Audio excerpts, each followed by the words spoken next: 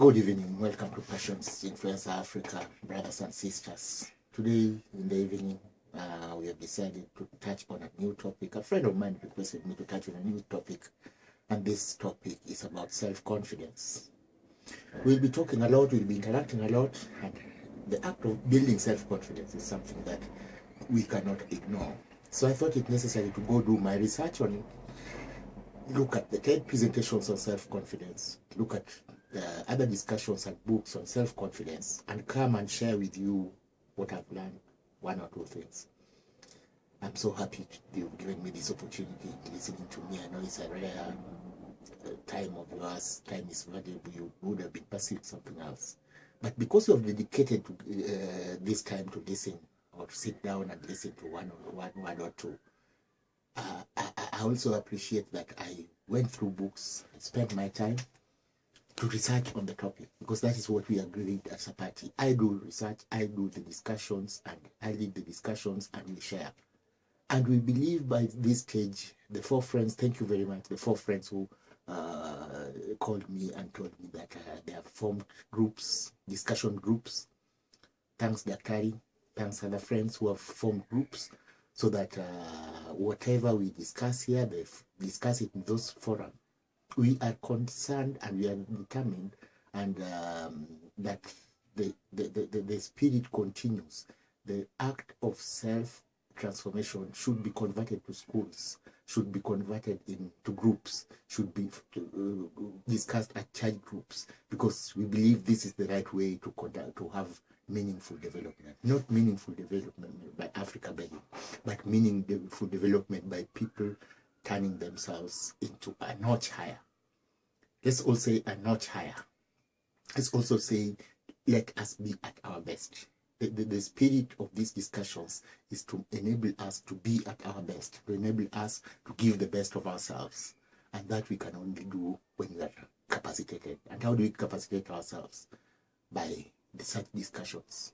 And once we have discussed an idea, I encourage you, form a small team, whether 3 or 4 people, form a small team and repeat the same exercise of talking about the book, talking about the lesson, talking about the topic, so that we ingest the information and transform ourselves from losers to winners, from victims to victors. So today we had the issue, we have the topic of somebody requesting, how do we build self-confidence if you are presenters? The quickest and the earliest, the first and foremost course of action which people take in such scenario is to work on our breath. To work on our breath is to know where our diaphragm. How many of us know where our diaphragm is? Where our diaphragm is. Let us breathe deeply.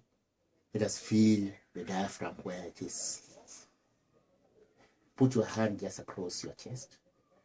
Put your hand just across your chest and feel where the diaphragm is. Yes.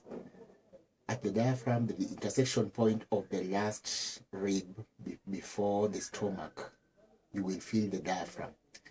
That is where the breath is controlled from, and that is where what controls our breath. So constantly we should encourage air to be there by breathing from the stomach rather than from the chest. When we breathe through the chest, it looks to be the easiest option, but the catch is that it does not encourage deep breath. So we lose ourselves in the act of breathing. But if we breathe deep from our stomachs and deeply from our diaphragm, the tension ebbs away. How many of us are feeling the tension ebbing away? How many of us are feeling the tension ebbing away as you breathe in through the lower diaphragm? Yeah, so that's one exercise that we constantly as speakers we should do.